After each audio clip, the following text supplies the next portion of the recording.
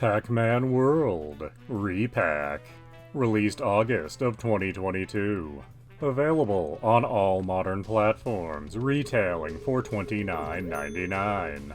Pac Man World Repack is a remake of the PlayStation 1 game, Pac Man World, and this is not simply a visual overhaul, as many levels have been altered. Pac-Man now has a brief hover in his jump. There is an easy mode available, which adds platforms to certain areas, as well as extending your hover jump substantially. And a slot machine has been added at the end of every level. There are, of course, numerous other small tweaks, but those are the big ones that stand out to me. But anyway, we start the game, and the ghosts kidnap all of Pac-Man's family and friends.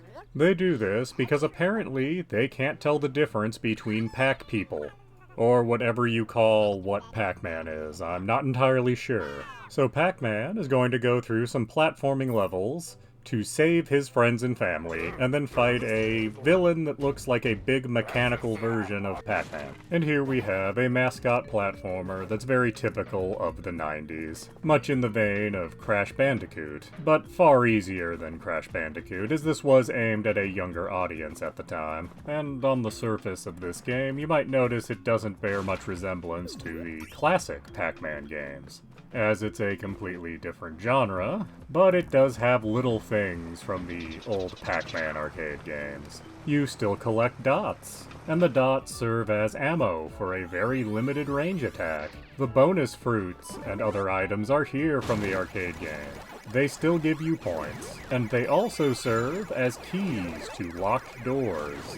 There are more than just ghosts as enemies, and you can take care of the non-ghost enemies by throwing your pellets at them, or by slamming onto them. Ghosts, on the other hand, you can only take care of by eating a power pellet.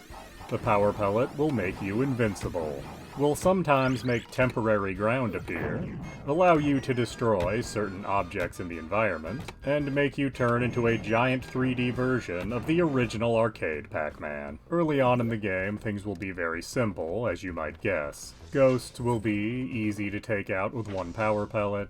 The fruit you need for doors will always be right by the door, and the odds of you actually losing a life are fairly slim. As you progress, things get much more difficult.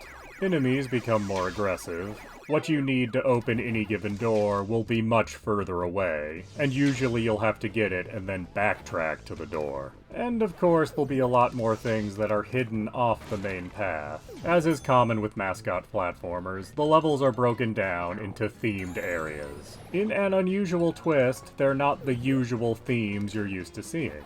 The first world is themed vaguely around pirates, another themed around factories, ruins, space, the circus. These themes are quite different from the norm of this genre, and does give each set of levels a very distinct feel. Each set of levels also has a boss, and in all honesty, not being familiar with the original Pac-Man world, I had no idea what to expect from bosses, as after all, the original Pac-Man had no bosses, and they have quite a range here, and are all fought in unique ways. The first boss being a pirate ship that requires you to bounce cannonballs back at him. Another of the bosses changes the game into a rudimentary shoot-'em-up for a while. This made the bosses memorable and stand out from one another. However, there was one mechanic that was constantly frustrating for me. You can build up speed while stationary, and then launch yourself. This is used to make some platforms move. Sometimes it's used as an attack, but not always. But where it becomes a problem is you need to use it with these little ramps. This is essentially for doing long jumps. In my experience, this mechanic works terribly and is obscenely unreliable. The vast majority of my deaths in this game was caused by building up speed for these little ramps. I assume I'm doing something wrong, but this game isn't exactly complex, so I can't imagine what that actually was that I'm doing wrong. This was my sole frustration with a game that was otherwise fairly easy, fairly fun, and kind of a nice time killer.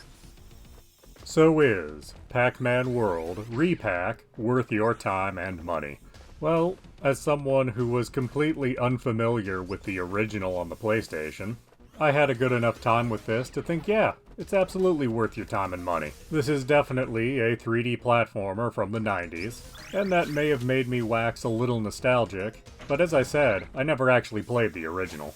I only have two real complaints for this game, one being that I find the slot machine very tedious at the end of levels, and the other being the number of lives I lost to the running in place to launch off a ramp mechanic. And even that wasn't really a huge issue, as this game just hands you lives constantly. Although if you die too many times in a single level, it does start asking you, hey, you want to put easy mode on? And yeah, this is not the only game that pulls that kind of move, but it always is just a little insulting when it happens.